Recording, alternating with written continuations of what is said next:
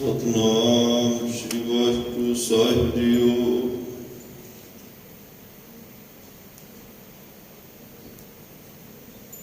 ਬਾਣੀ ਗੁਰੂ ਗੁਰੂ ਹੈ ਬਾਣੀ, ਵਿੱਚ ਬਾਣੀ ਅੰਮ੍ਰਿਤ ਸਾਰੇ। ਗੁਰਬਾਣੀ ਕਹੈ ਸੇਵਕ ਜਨ ਮਾਨੈ, ਪ੍ਰਤੱਖ ਗੁਰੂ ਨਿਸਤਾਰੇ। ਸੂਰਾ ਸੋ ਪਹਿਚਾਨੀਐ, ਜੋ ਲਰੈ ਦੀਨ ਕੇ ਹੇਤ। ਪੁਰਜਾ ਪੁਰਜਾ ਕਟ ਮਰਹਿ, ਕਬਹੂ ਨਾ ਛੱਡੈ ਖੇਤ।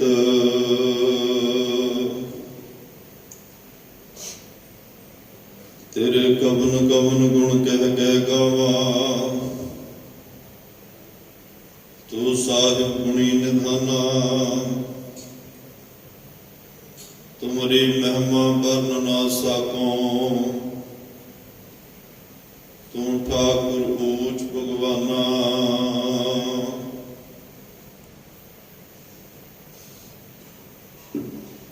ਬੇਸ਼ੁਮਾਰ ਅਥਾਹ ਅਗਨਤ ਅਤੁਲੈ, ਜਿਉਂ ਲਾਵੈ ਤਿਉ ਨਾਨਕ ਦਾਸ ਬੋਲੇ। ਅਗਮ ਅਗੋਚਰ ਸਚ ਸਾਹਿਬ ਮੇਰਾ, ਨਾਨਕ ਬੋਲੇ ਬੁਲਾਇਆ ਤੇਰਾ। ਸਤਨਾਮ ਸ੍ਰੀ ਵਾਹਿਗੁਰੂ ਸਾਹਿਬ ਜੀਓ। ਜਿਨਹੁ ਬਾਤ ਨਿਹਚਲ ਧਰੂ ਜਾਨੀ, ਤੇਈ ਜੀਵ ਕਾਲ ਤੇ ਬਚਾ।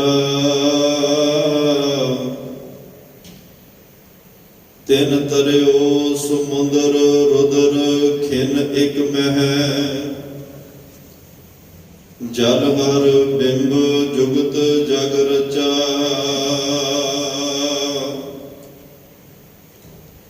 ਕੁੰਡਲਨੀ ਸੁਰਜੀ ਸਤ ਸੰਗਤ, ਪਰਮਾਨੰਦ ਗੁਰੂ ਮੁਖ ਮਚਾ। ਸ੍ਰੀ ਗੁਰੂ ਸਾਹਿਬ ਸਭ ਉਪਰ, ਮਨ ਬਚ ਕ੍ਰਮ ਸੇਵੀਐ ਸਚਾ। ਕੁੰਡਲਨੀ ਸੁਰਜੀ ਸਤ ਸੰਗਤ, ਪਰਮਾਨੰਦ ਗੁਰੂ ਮੁਖ ਮਚਾ। ਸ੍ਰੀ ਗੁਰੂ ਸਾਹਿਬ ਸਭ ਉਪਰ, ਮਨ ਬਚ ਕ੍ਰਮ ਸੇਵੀਐ ਸਚਾ। ਜਿਨਹੁ ਬਾਤ ਨਿਸ਼ਚਲ ਧਰੂ ਜਾਨੀ, ਤੇਈ ਜੀਵ ਕਾਲ ਤੇ ਬਚਾ। ਵਾਹਿਗੁਰੂ ਜੀ ਕਾ ਖਾਲਸਾ, ਵਾਹਿਗੁਰੂ ਜੀ ਕੀ ਫਤਿਹ। ਜੁਗੋ ਜੁਗ ਅਟਲ। ਸਰਬ ਸਾਂਝੀਵਾਲਤਾ ਦੇ ਪੈਗੰਬਰ, ਦੀਨ ਅਤੇ ਦੁਨੀਆ ਦੇ ਰਾਖੇ, ਮਨੁੱਖਤਾ ਦੇ ਸਾਂਝੇ ਰਹਿਬਰ, ਗੁਰਤਾ ਗੱਦੀ ਤੇ ਸੁਭਾਈਮਾਨ, ਹਲਤ ਪਲਤ ਕੇ ਰੱਖਿਅਕ, ਧੰਨ ਧੰਨ ਧੰਨ ਸਾਹਿਬ ਸ੍ਰੀ ਗੁਰੂ ਗ੍ਰੰਥ ਸਾਹਿਬ ਮਹਾਰਾਜ ਜੀ ਦੀ ਪਾਵਨ ਪਵਿੱਤਰ ਨਿੱਘੀ ਗੋਦ ਦਾ ਆਨੰਦ ਮਾਣ ਰਹੇ ਗੁਰੂ ਪਿਆਰੇ, ਗੁਰੂ ਸਵਾਰੇ, ਸਤਸੰਗੀ ਜਨੋ, ਵਡਭਾਗੇ ਹੋ, ਧੰਤਾ ਦੇ ਯੋਗ ਹੋ। ਸਤਿਗੁਰਾਂ ਦੀ ਰਹਿਮਤ ਦੇ ਨਾਲ ਗੁਰਦੁਆਰਾ ਸਿੰਘ ਸ਼ਹੀਦਾਂ ਵਿਖੇ ਅੰਮ੍ਰਿਤ ਵੇਲੇ ਦੇ ਦੀਵਾਨਾਂ ਦੀ ਹਾਜ਼ਰੀ ਭਰ ਰਹੇ ਹੋ। ਗਰੀਬ ਨਿਵਾਸ ਸਤਿਗੁਰਾਂ ਨੇ ਰੱਬੀ ਗੁਰਬਾਣੀ ਦੇ ਨਿਤਨੇਮ ਸਾਨੂੰ ਬਖਸ਼ੇ। ਆਸਾ ਜੀ ਕੀ ਵਾਰ ਦੇ ਕੀਰਤਨ ਆਪ ਜੀ ਨੇ ਬੜੇ ਪਿਆਰ ਵਿੱਚ ਸਰਵਣ ਕੀਤੇ ਹਨ। ਉਪਰੰਤ ਚੱਲ ਰਹੀ ਸ੍ਰੀ ਗੁਰੂ ਗ੍ਰੰਥ ਸਾਹਿਬ ਮਹਾਰਾਜ ਦੀ ਲੜੀਵਾਰ ਕਥਾ ਗੁਰ ਸ਼ਬਦ ਵਿਚਾਰ ਨਾਲ ਜੁੜਨ ਦਾ ਸੁਭਾਗ ਸਮਾਂ ਵੀ ਆਪਾਂ ਸਾਰਿਆਂ ਨੂੰ ਪ੍ਰਾਪਤ ਹੋਇਆ। ਇੱਕ ਬੇਨਤੀ ਆਪ ਜੀ ਦੇ ਖਿਆਲ ਵਿੱਚ ਰੱਖਦੇ ਹਾਂ। ਅੱਜ ਸਿੱਖ ਜਗਤ ਦੇ ਅੰਦਰ ਬਹੁਤ ਹੀ ਵੱਡਾ ਇਤਿਹਾਸਕ ਦਿਨ ਹੈ। 30 ਅਕਤੂਬਰ 1922 ਨੂੰ ਸਾਕਾ ਪੰਜਾ ਸਾਹਿਬ ਵਾਪਰਿਆ ਸੀ, ਜਿਸ ਨੂੰ ਅੱਜ ਪੂਰੇ 100 ਸਾਲ ਹੋ ਚੁੱਕੇ ਨੇ। 100 ਸਾਲਾ ਸ਼ਤਾਬਦੀ ਸਾਕਾ ਪੰਜਾ ਸਾਹਿਬ ਦੇ ਸਮੂਹ ਸ਼ਹੀਦਾਂ ਦੀ ਯਾਦ ਵਿੱਚ ਜੋ ਗੁਰਦੁਆਰਾ ਪੰਜਾ ਸਾਹਿਬ ਪਾਕਿਸਤਾਨ ਦੇ ਵਿੱਚ ਹੈ, ਬੇਅੰਤ ਗੁਰਸਿੱਖ ਸੰਗਤਾਂ ਇੰਡੀਆ ਦੀ ਧਰਤੀ ਤੋਂ ਵੀ ਗਈਆਂ ਹਨ ਉੱਥੇ ਇਸ ਪਾਵਨ ਪਵਿੱਤਰ ਦਿਨ ਨੂੰ, ਸ਼ਤਾਬਦੀ ਨੂੰ ਮਨਾਉਣ ਵਾਸਤੇ। ਔਰ ਉਹਨਾਂ ਮਹਾਨ ਸ਼ਹੀਦਾਂ ਦੀ ਯਾਦ ਵਿੱਚ ਦੁਨੀਆ ਭਰ ਦੇ ਅੰਦਰ ਜਗ੍ਹਾ ਜਗ੍ਹਾ ਗੁਰਮਤਿ ਸਮਾਗਮ ਹੋ ਰਹੇ ਆ, ਕੀਰਤਨ ਦਰਬਾਰ ਹੋ ਰਿਹਾ। ਸੋ ਆਪਾਂ ਜਿੱਥੇ ਗੁਰ ਸ਼ਬਦ ਵਿਚਾਰ ਦੀ ਸਾਂਝ ਪਾਉਣੀ ਹੈ, ਉੱਥੇ ਆਪਾਂ ਅੱਜ ਸਾਰਿਆਂ ਨਾਲ ਮਿਲ ਕੇ ਸਾਕਾ ਪੰਜਾ ਸਾਹਿਬ ਦੇ ਮਹਾਨ ਸ਼ਹੀਦਾਂ ਨੂੰ ਸ਼ਰਧਾ ਦੇ ਫੁੱਲ ਵੀ ਭੇਟ ਕਰਨੇ ਨੇ, ਆਪਣਾ ਸਤਿਕਾਰ, ਪਿਆਰ, ਆਪਣਾ ਅਕੀਦਾ ਭੇਟ ਕਰਨਾ ਹੈ। ਔਰ ਉਹਨਾਂ ਮਹਾਨ ਸ਼ਹੀਦਾਂ ਦੇ ਜੀਵਨ ਤੋਂ ਸੇਧ ਲੈ ਕੇ ਕਿਸ ਤਰ੍ਹਾਂ ਗੁਰਸਿੱਖੀ ਦਾ ਜਜ਼ਬਾ ਉਹਨਾਂ ਦੇ ਅੰਦਰ, ਗੁਰੂ ਪ੍ਰਤੀ, ਪੰਥ ਪ੍ਰਤੀ ਪਿਆਰ ਉਹਨਾਂ ਅੰਦਰ, ਉਹਦੇ ਤੋਂ ਸੇਧ ਲੈ ਕੇ ਅਸੀਂ ਆਪਣੇ ਮਨ ਮੰਦਰ ਅੰਦਰ ਵੀ ਸਿੱਖੀ ਦੇ ਦੀਵੇ ਬਾਲਣੇ ਨੇ। ਆਪਣੇ ਅੰਦਰ ਆਤਮੇ ਵੀ ਸਤਿਗੁਰੂ ਪਾਤਸ਼ਾਹ ਦੀ ਦਿੱਤੀ ਹੋਈ ਮਹਾਨ ਗੁਰਸਿੱਖੀ ਦੀ ਦਾਤ ਨੂੰ ਵਸਾਉਣ ਦਾ, ਟਿਕਾਉਣ ਦਾ ਯਤਨ ਕਰਨਾ। ਗੁਰੂ ਕੋਲੋਂ ਸਿੱਖੀ ਦੀ ਦਾਤ, ਰੱਬੀ ਰਹਿਮਤਾਂ ਦੀ ਦਾਤ ਮੰਗਣੀ ਹੈ। ਸੋ ਨਾਲ ਨਾਲ ਉਹਨਾਂ ਮਹਾਨ ਸ਼ਹੀਦਾਂ ਨੂੰ ਵੀ ਨਮਸਕਾਰ ਕਰਨੀ ਹੈ। ਅੱਜ ਦੇ ਪਾਵਨ ਪਵਿੱਤਰ ਬਚਨਾਂ ਵਿੱਚ ਸਤਿਕਾਰਯੋਗ ਭੱਟ ਸਾਹਿਬਾਨ, ਜਿੱਥੇ ਹਰ ਰੋਜ਼ ਧੰਨ ਧੰਨ ਸਾਹਿਬ ਸ੍ਰੀ ਗੁਰੂ ਰਾਮਦਾਸ ਮਹਾਰਾਜ ਦੀ ਆਪਾਂ ਉਸਤਤ ਵਿੱਚ ਜੁੜਦੇ ਹਾਂ, ਬੇਅੰਤ ਬਖਸ਼ਿਸ਼ਾਂ, ਬੇਅੰਤ ਰਹਿਮਤਾਂ ਸਾਡੀ ਝੋਲੀ ਵਿੱਚ ਪਾਉਂਦੇ ਨੇ, ਸਾਨੂੰ ਜੀਵਨ ਜਾਚ ਸਿਖਾਉਂਦੇ ਨੇ। ਗੁਰਮਤਿ ਅਸਲ ਵਿੱਚ ਹੈ ਹੀ ਜੀਵਨ ਜਾਚ। ਧਰਮ ਹੁੰਦਾ ਹੀ ਜੀਵਨ ਜਾਚ ਹੈ। ਧਰਮ ਦੇ ਅਰਥ ਹੀ ਇਹ ਨੇ ਕਿ ਜਿਹਨੂੰ ਜ਼ਿੰਦਗੀ ਜਿਉਣ ਦਾ ਤਰੀਕਾ ਆ ਜਾਏ, ਜ਼ਿੰਦਗੀ ਜਿਉਣ ਦਾ ਕਰਤੱਵ ਆ ਜਾਏ। ਅੱਜ ਬਹੁਤਾਤ ਗਿਣਤੀ ਵਿੱਚ ਇਨਸਾਨ ਜੀ ਤਾਂ ਰਿਹਾ, ਪਰ ਜਿਉਣ ਦਾ ਤਰੀਕਾ ਕੋਈ ਨਹੀਂ। ਨਾ ਸੰਸਾਰਿਕ ਤੌਰ ਤੇ ਆ, ਨਾ ਪਰਮਾਰਥਿਕ ਤੌਰ ਤੇ ਆ। ਤਾਂ ਹੀ ਅੱਜ ਇੰਨੀਆਂ ਬਿਮਾਰੀਆਂ ਸਾਨੂੰ ਲੱਗੀਆਂ ਹੋਈਆਂ ਨੇ। ਖਾਣਾ ਪੀਣਾ ਸਾਡਾ ਚੰਗਾ ਨਹੀਂ ਰਿਹਾ, ਉੱਠ ਕੇ ਬੈਠ ਕੇ ਸਾਡੀ ਚੰਗੀ ਨਹੀਂ ਰਹੀ, ਸੰਗਤ ਸਾਡੀ ਚੰਗੀ ਨਹੀਂ ਰਹੀ। ਜੇ ਇਹ ਸਾਰੀਆਂ ਚੀਜ਼ਾਂ ਚੰਗੀਆਂ ਨਹੀਂ ਰਹੀਆਂ, ਫਿਰ ਮਨ ਕਿਵੇਂ ਠੀਕ ਰਹਿ ਸਕਦਾ? ਤੇ ਮਨ ਅੰਦਰ ਵੀ ਇੰਨਾ ਖਲਾਰਾ ਪੈ ਚੁੱਕਿਆ ਹੈ, ਮਨ ਅੰਦਰ ਇੰਨਾ ਕੂੜਾ ਕਰਕਟ ਇਕੱਠਾ ਹੋ ਚੁੱਕਿਆ ਹੈ, ਮਨ ਇੰਨਾ ਮੈਲਾ ਹੋ ਚੁੱਕਿਆ, ਉਹਨੇ ਸਾਡਾ ਕਰਮ ਧਰਮ ਸਭ ਕੁਝ ਮੈਲਾ ਕਰ ਦਿੱਤਾ। ਖੈਰ, ਸਤਿਗੁਰੂ ਪਾਤਸ਼ਾਹ ਤੋਂ ਅੱਜ ਪੁੱਛੀਏ ਵੀ ਮਹਾਰਾਜ ਜੀਵਨ ਜਾਚ ਸਿਖਾਓ ਸਾਨੂੰ। ਅਸੀਂ ਸੰਸਾਰ ਵਿੱਚ ਆਏ ਹਾਂ, ਤੁਸੀਂ ਮਨੁੱਖਾ ਜਨਮ ਦਿੱਤਾ, ਸੰਸਾਰ ਵਿੱਚ ਭੇਜਿਆ। ਸੰਸਾਰ ਨੂੰ ਕੀ ਸਮਝੀਏ? ਇਸ ਸੰਸਾਰ ਵਿੱਚ ਅਸੀਂ ਕਿਸ ਤਰੀਕੇ ਨਾਲ ਰਹੀਏ ਤਾਂ ਕਿ ਅਸੀਂ ਇਹ ਜਗ ਸੱਚੇ ਕੀ ਕੋਠੜੀ ਵਿੱਚ ਰਹਿੰਦੇ ਰਹਿੰਦੇ ਜੀਵਨ ਵੀ ਸਫਲ ਕਰ ਜਾਈਏ, ਤੁਹਾਡੇ ਨਾਲ ਵੀ ਅਭੇਦਤਾ ਹੋ ਜਾਏ, ਤੁਹਾਡੇ ਤੱਕ ਨੇੜਤਾ ਹੋ ਜਾਏ, ਤੇ ਸਾਨੂੰ ਇਹ ਸੰਸਾਰ ਛੱਡਣ ਲੱਗਿਆ ਕੋਈ ਕਿਸੇ ਤਰ੍ਹਾਂ ਦੀ ਤਕਲੀਫ ਜਾਂ ਕੋਈ ਮਨ ਵਿੱਚ ਅਫਸੋਸ ਨਾ ਹੋਵੇ ਵੀ ਮੈਂ ਕਿਉਂ ਜਾ ਰਿਹਾ। ਚਾਹੀ ਅਸੀਂ ਆਏ ਹਾਂ ਤੇ ਚਾਹੀ ਇਸ ਦੁਨੀਆ ਤੋਂ ਜਾਈਏ। ਸਾਨੂੰ ਇਹੋ ਜਿਹੀ ਜੀਵਨ ਜੁਗਤ ਸਿਖਾਓ ਜਿਸ ਨਾਲ ਇਹ ਸੰਸਾਰ ਵਿੱਚ ਕਮਲ ਫੁੱਲ ਦੀ ਤਰ੍ਹਾਂ ਅਸੀਂ ਰਹਿੰਦੇ ਹੋਏ ਨਿਰਲੇਪ ਰਹਿ ਕੇ ਪਰਮਾਤਮਾ ਦੇ ਚਰਨਾਂ ਨਾਲ ਜੁੜ ਸਕੀਏ। ਤਾਂ ਮਹਾਰਾਜ ਕਹਿੰਦੇ ਆ, ਭਾਈ ਇਹ ਸੰਸਾਰ ਇੱਕ ਨਗਰੀ ਹੈ, ਮਨੁੱਖ ਇਸ ਨਗਰੀ 'ਚ ਮਹਿਮਾਨ ਹੈ। ਹੁਣ ਗੱਲ ਮਹਿਮਾਨ ਦੀ ਸ਼ੁਰੂ ਹੋਈ ਹੈ। ਮਹਿਮਾਨ ਪਾਤਸ਼ਾਹ ਪਾਤਸ਼ਾਹ ਕਹਿੰਦੇ ਇਸ ਸੰਸਾਰ ਦੇ ਵਿੱਚ ਮਨੁੱਖ ਮਹਿਮਾਨ ਬਣ ਕੇ ਆਇਆ। ਸ਼ਾਇਦ ਇਸ ਕਰਕੇ ਧਰਤੀ ਨੂੰ ਧਰਮਸ਼ਾਲਾ ਦੇ ਨਾਮ ਨਾਲ ਵੀ ਯਾਦ ਕੀਤਾ ਜਾਂਦਾ ਹੈ। ਧਰਮਸ਼ਾਲਾ ਦਾ ਨਾਮ ਵੀ, ਧਰਮਸ਼ਾਲਾ ਦੇ ਵਿੱਚ ਮਹਿਮਾਨ ਹੀ ਰੁਕਦੇ ਨੇ। ਧਰਮਸ਼ਾਲਾ ਕਿਸੇ ਇੱਕ ਵਿਸ਼ੇਸ਼ ਵਿਅਕਤੀ ਦੀ ਨਹੀਂ ਹੁੰਦੀ, ਉਹ ਮੁਸਾਫਰਖਾਨਾ ਹੁੰਦਾ ਹੈ, ਉਹ ਮਹਿਮਾਨਾਂ ਵਾਸਤੇ ਹੁੰਦੀ ਹੈ। ਕੋਈ ਅੱਜ ਮਹਿਮਾਨ ਆਇਆ, ਉਹ ਕੱਲ ਚਲਾ ਗਿਆ, ਫਿਰ ਦੂਸਰਾ ਆਇਆ, ਉਹ ਚਲਾ ਗਿਆ। ਮਹਿਮਾਨਾਂ ਦੇ ਰੁਕਣ ਵਾਸਤੇ ਜਿਹੜਾ ਟਿਕਾਣਾ ਉਹਨੂੰ ਧਰਮਸ਼ਾਲਾ ਵੀ ਕਿਹਾ ਜਾਂਦਾ। ਤੇ ਮਹਾਰਾਜ ਕਹਿੰਦੇ ਇਹ ਧਰਤੀ ਤੇ ਜੇ ਇਨਸਾਨ ਮਹਿਮਾਨ ਬਣ ਕੇ ਆਇਆ, ਫਿਰ ਇਹ ਸੰਸਾਰ ਤੇਰੇ ਲਈ ਧਰਮਸ਼ਾਲਾ, ਇਹ ਸੰਸਾਰ ਤੇਰੇ ਵਾਸਤੇ ਧਰਮਸ਼ਾਲਾ ਹੈ। ਮੁਸਾਫਰ ਕਿਸੇ ਕਾਰਜ ਲਈ ਆਇਆ ਕਰਦਾ ਹੈ ਅਤੇ ਕੁਝ ਦਿਨ ਆਪਣੇ ਅਸਲੀ ਘਰ ਤੋਂ ਦੂਰ ਰਹਿ ਕੇ ਕਿਸੇ ਵੀ ਕੰਮ ਲਈ ਉਹ ਕਿਸੇ ਹੋਰ ਸ਼ਹਿਰ ਵਿੱਚ ਗਿਆ, ਕਿਸੇ ਹੋਰ ਦੇਸ਼ ਵਿੱਚ ਗਿਆ, ਕਿਸੇ ਹੋਰ ਸੂਬੇ ਵਿੱਚ ਗਿਆ। ਅਸਲ ਘਰ ਨਹੀਂ ਉਹਦਾ, ਕੁਝ ਦਿਨਾਂ ਲਈ ਗਿਆ, ਉੱਥੇ ਉਹ ਮਹਿਮਾਨ ਬਣ ਕੇ ਰਹਿੰਦਾ ਹੈ। ਕੁਝ ਦਿਨਾਂ ਲਈ ਉਹਨੇ ਰੁਕ ਕੇ ਆਪਣਾ ਕੰਮ ਕਰ ਕਰਕੇ ਵਾਪਸ ਫਿਰ ਆਪਣੇ ਅਸਲੀ ਘਰ ਵਿੱਚ ਆ ਜਾਣਾ ਹੁੰਦਾ ਹੈ। ਮਾਇਆ ਦੀ ਮੋਹ ਮਮਤਾ ਨੇ ਇਹ ਸੱਚ ਰਾਹੀ ਨੂੰ, ਸੱਚ ਦੇ ਰਾਹੀ ਨੂੰ ਤਰਾਹੇ ਪਾ ਦਿੱਤਾ। ਮਾਇਆ ਨੇ ਐਸਾ ਆਪਣਾ ਅਮਰ ਵਰਤਾਇਆ ਤੇ ਕਹਿੰਦੇ ਨੇ ਇਹ ਜਾਣ ਦੀ ਬਜਾਏ, ਵਾਪਸ ਦੁਨੀਆ ਤੋਂ ਜਾਣ ਦੀ ਬਜਾਏ ਸਾਰੇ ਉਪਰਾਲੇ ਇਸ ਤਰੀਕੇ ਨਾਲ ਕਰਨ ਲੱਗ ਗਿਆ ਕਿ ਮੈਂ ਇਸ ਦੁਨੀਆ ਤੋਂ ਜਾਣਾ ਹੀ ਨਹੀਂ। ਸਾਰੀ ਭੱਜ ਦੌੜ, ਸਾਰੀ ਪਕੜ ਜਿੰਨੀ ਇਨਸਾਨ ਦੀ ਇਸ ਦੁਨੀਆ ਦੇ ਨਾਲ ਬਣੀ ਹੋਈ ਹੈ, ਉਹ ਸਾਰੇ ਉਪਰਾਲੇ ਇਸ ਕਰਕੇ ਕਰ ਰਹੇ, ਇਸ ਤਰੀਕੇ ਨਾਲ ਕਰ ਰਹੇ ਵੀ ਮੈਂ ਥੋੜਾ ਜਾਣਾ। ਇਹ ਮੌਤ ਕਿਸੇ ਹੋਰ ਨੂੰ ਆਈ ਹੋਏਗੀ, ਮੈਨੂੰ ਇਸ ਮੌਤ ਨੇ ਕੁਛ ਨਹੀਂ ਕਹਿਣਾ ਤੇ ਮੈਂ ਤਾਂ ਸਦੀਵ ਇੱਥੇ ਹੀ ਬੈਠਾ ਰਹਿਣਾ। ਇਹ ਜਗਤ ਨਗਰੀ ਵਿੱਚੋਂ ਕਦੇ ਵਾਪਸ ਨਾ ਜਾਵਾਂ। ਇਹ ਮੁਸਾਫਰ ਵੀ ਨਿਰੀ ਭੁੱਲ ਹੁੰਦੀ ਹੈ। ਤੇ ਮਹਾਰਾਜ ਸਾਹਿਬ ਕਹਿੰਦੇ ਮੈਂ ਰੋਜ਼ ਤੈਨੂੰ ਸਮਝਾਉਣਾ, ਜੋ ਆਇਆ ਸੋ ਚੱਲ ਸੀ, ਸਭ ਕੋਈ ਆਈ ਵਾਰੀ ਹੈ, ਜੋ ਉਪਜਿਓ ਸੋ ਬਿਰਸ ਹੈ। ਹੁਕਮੈ ਅੰਦਰ ਆਏ ਦਾ ਪਿਆਰਾ, ਹੁਕਮੈ ਜਾਦੋ ਜਾਏ। ਅੱਜ ਦੇ ਪਾਵਨ ਬਚਨਾਂ ਵਿੱਚ ਇਹ ਸੁਨੇਹਾ ਮਿਲ ਰਿਹਾ।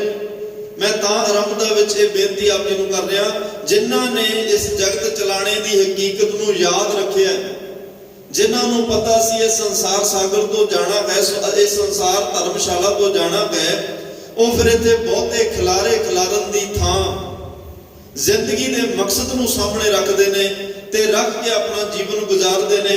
ਐਸਾ ਜੀਵਨ, ਐਸਾ ਮਹਿਮਾਨ ਦੋਨਾਂ ਥਾਵਾਂ ਤੇ ਆਪਣੀ ਪੱਗ ਵਧਾ ਲੈਂਦਾ ਹੈ। ਸੰਸਾਰ ਵਿੱਚ ਵੀ ਉਹਦਾ ਇੱਜ਼ਤ ਮਾਣ ਸਨਮਾਨ ਵੱਧਦਾ ਤੇ ਪ੍ਰਮਾਤਮਾ ਦੇ ਘਰ ਵਿੱਚ ਵੀ। ਮਹਾਰਾਜ ਕਹਿੰਦਾ ਜਿੰਨੀ ਚੱਲਣ ਜਾਣਿਆ ਸੇ ਕਿਉਂ ਕਰਹਿ ਵਿਥਾਰ। ਵਿਥਾਰ ਦੇ ਅਰਥ ਹੁੰਦਾ ਵਿਸਥਾਰ। ਜਿਨ੍ਹਾਂ ਨੂੰ ਪਤਾ ਕਿ ਅਸੀਂ ਚਲੇ ਜਾਣਾ, ਬਹੁਤਾ ਵਿਸਥਾਰ, ਬਹੁਤਾ ਖਿਲਾਰਾ ਨਹੀਂ ਪਾਉਂਦੇ। ਚੱਲਣ ਸਾਰ ਨਾ ਜਾਣਨੀ ਕਾਜ ਸਵਾਰਨ ਹਾਰ। ਤੇ ਮਹਾਰਾਜ ਕਹਿੰਦੇ ਉਹ ਤਾਂ ਜ਼ਿੰਦਗੀ ਦੇ ਅਸਲ ਕਾਰਜ ਨੂੰ ਸਵਾਰਨ ਵਾਸਤੇ ਲੱਗ ਜਾਂਦੇ ਆ। ਜਿਹਨੂੰ ਮਹਾਰਾਜ ਸਾਹਿਬ ਕਹਿੰਦੇ ਆ ਮਨ ਗੁਰ ਮਿਲ ਕਾਜ ਸਵਾਰੇ। ਭਾਈ ਮਨਾ ਗੁਰੂ ਨਾਲ ਮਿਲ ਕੇ ਜ਼ਿੰਦਗੀ ਦਾ ਕਾਜ ਸਵਾਰ ਲੈ, ਕਿਉਂਕਿ ਇਹ ਮਹਿਮਾਨ ਬਣ ਕੇ ਆਇਆ ਤੋਂ ਇੱਕ ਦਿਨ ਇਸ ਦੁਨੀਆ ਤੋਂ ਚਲੇ ਜਾਣਾ। ਮਹਿਮਾਨ ਦਾ ਜਿਸ ਘਰ ਵਿੱਚ ਮਹਿਮਾਨ ਰਹਿੰਦਾ ਹੋਵੇ ਉਹ ਘਰ ਉਹਦਾ ਨਿੱਜੀ ਸਦੀਵੀ ਨਹੀਂ ਹੁੰਦਾ, ਪੱਕਾ ਘਰ ਨਹੀਂ ਹੁੰਦਾ, ਆਪਣਾ ਘਰ ਨਹੀਂ ਹੁੰਦਾ। ਉਹਨੂੰ ਪਤਾ ਅੱਜ ਕੱਲ ਪਰਸੋਂ ਕਿਸੇ ਵੇਲੇ ਵੀ ਮੈਨੂੰ ਛੱਡਣਾ ਪੈ ਸਕਦਾ ਹੈ। ਤੇ ਮਹਾਰਾਜ ਕਹਿੰਦੇ ਨੇ ਜਿਹੜੇ ਮਹਿਮਾਨ ਲੋਕ ਨੇ, ਮਹਿਮਾਨਾਂ ਦੀਆਂ 5 ਖੂਬੀਆਂ ਹੁੰਦੀਆਂ ਨੇ। ਅੱਜ ਮਹਾਰਾਜ ਜੀਵਨ ਜੁਗਤ ਸਿਖਾ ਰਿਹਾ, ਇਨਸਾਨ ਨੂੰ ਕਹਿ ਰਿਹਾ ਵੀ ਤੂੰ ਮਹਿਮਾਨ ਹੈ, ਸੰਸਾਰ ਧਰਮਸ਼ਾਲਾ ਹੈ। ਧਰਮਸ਼ਾਲਾ ਵਿੱਚ ਜਿਹੜਾ ਮਹਿਮਾਨ ਜਾ ਕੇ ਰੁਕਦਾ ਉਹ 'ਚ 5 ਖੂਬੀਆਂ ਹੁੰਦੀਆਂ ਨੇ। ਪਹਿਲੀ ਖੂਬੀ ਹੁੰਦੀ ਹੈ ਕਿ ਮਹਿਮਾਨ ਦੇ ਜੀਵਨ ਦੇ ਗੁਜ਼ਾਰੇ ਲਈ ਉਹ ਵਰਤਦਾ ਸਭ ਕੁਝ ਹੈ, ਪਰ ਉਹ ਕਿਸੇ ਵੀ ਚੀਜ਼ ਨੂੰ ਆਪਣੀ ਨਹੀਂ ਸਮਝਦਾ। ਹੁਣ ਕਿਸੇ ਧਰਮਸ਼ਾਲਾ, ਹੋਟਲ, ਰੈਸਟੋਰੈਂਟ 'ਚ ਰੁਕੇ ਆ, ਕਿਸੇ ਵੀ ਅਸੀਂ ਇਹੋ ਜਿਹੀ ਥਾਂ ਤੇ ਰੁਕਿਆ ਤੇ ਬੜਾ ਕੁਝ ਵਰਤਣ ਨੂੰ ਦਿੱਤਾ ਜਾਂਦਾ। ਇਨਸਾਨ ਵਰਤਦਾ ਹਰ ਇੱਕ ਚੀਜ਼ ਹੈ, ਪਰ ਉੱਤੇ ਮੇਰ ਕੋਈ ਨਹੀਂ, ਉੱਤੇ ਪਕੜ ਕੋਈ ਨਹੀਂ, ਤੁਰਨ ਲੱਗਿਆ ਨਾਲ ਨਹੀਂ ਚੱਕਦਾ। ਉਹਨੂੰ ਪਤਾ ਕਿ ਇਹ ਵਰਤਣ ਵਾਸਤੇ ਦਿੱਤਾ ਗਿਆ, ਇਹਦੇ ਵਿੱਚੋਂ ਕੁਝ ਵੀ ਮੇਰਾ ਨਹੀਂ ਹੈ। ਸਭ ਕੁਝ ਉਹ ਕੋਲ ਆਪਣੇ ਕੋਲ ਅਮਾਨਤ ਸਮਝਦਾ ਹੈ, ਜਿਸ ਕਰਕੇ ਉਸਦੇ ਹਿਰਦੇ ਅੰਦਰ ਕਦੇ ਹੰਕਾਰ ਨਹੀਂ ਪੈਦਾ ਹੁੰਦਾ।